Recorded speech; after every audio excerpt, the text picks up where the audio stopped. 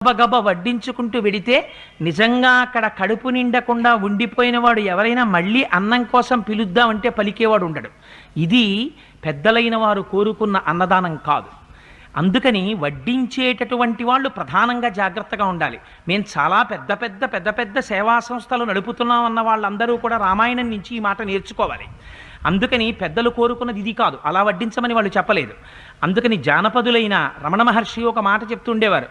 పల్లెటూళ్ళ నుంచి వచ్చినటువంటి వాళ్ళు, వాళ్ళకేం తెలియదు పాపం, ఆ పిల్లల్ని ఒళ్ళో పెట్టుకుని వచ్చి ఎదురుగుండా కూర్చుంటే వాళ్ళు మలమూత్రాలు విసర్జించేవారు.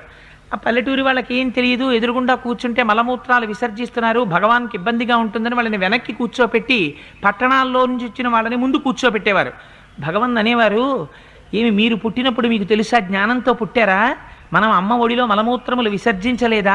వారిని ఎందుకు వెనక్కి కూర్చోపెడతారు, వారిని ముందుకు తీసుకొచ్చి కూర్చోపెట్టండి అనేవారు. ఇది వారి ఆశయం, ఇది